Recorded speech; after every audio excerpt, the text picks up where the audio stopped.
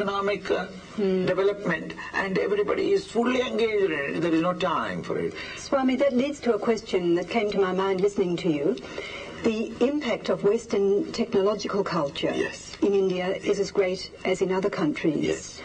I wonder whether the caste system that Purushottama mentioned and that you've discussed would also have been affected by the impact of technology, Western ways of living and Western ways of organising industry, so that the kind of Hinduism you are now teaching, a more philosophical approach, not only has to correct simple-minded country people, it has to also correct perhaps a changed Indian culture? You're right. This technological shock has shocked all cultures. Chinese culture is wiped out. And there are only Chinese and the Indian culture that is still living in the ancient time.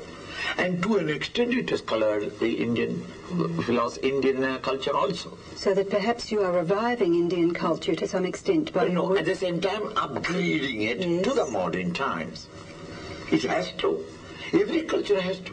And you feel that Hinduism, in this purified form that you teach, can upgrade a modern, degenerate Indian culture? So. No, I can't pursue, and I'm not forecasting, but I think that these are the situations in which, without compromising the philosophical conclusions arrived at in the past, it has to. Now, really speaking, the New Testament, what is new in it?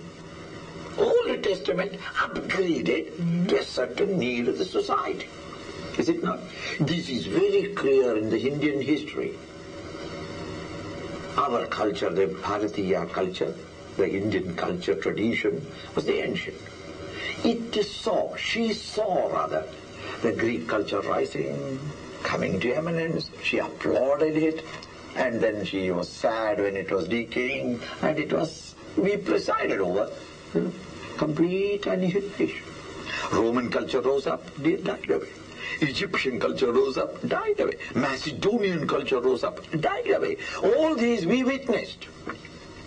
But the Hindu culture is even today, we are discussing now, because it is not a historical in the library only, but it is dynamically living. Now, what is the secret of it?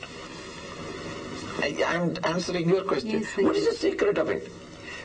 Nothing in the world can be permanent. So a culture also must decay. Our culture also many times decayed. But every time they all thought that Hinduism is dead, she got up at the burial ground and said, "Where have you brought me? What is the matter with you?" She revived. Each time when we thought that it died, it revived. Somehow or other there is that intrinsic vitality in this culture, that at the last lingering moments, a great master or a great leader is thrown up, who uplifts it. Thus the Vedic culture was dying, Vyasa was thrown up. The Pauranic culture came. The Pauranic culture also decaying, great Hindu rose in revolt against it, called Buddha. Buddhism maintained for some time. By the 7th century, Buddhism also decayed, split into small groups. Great Shankaracharya came. Shankara's answer also is not permanent.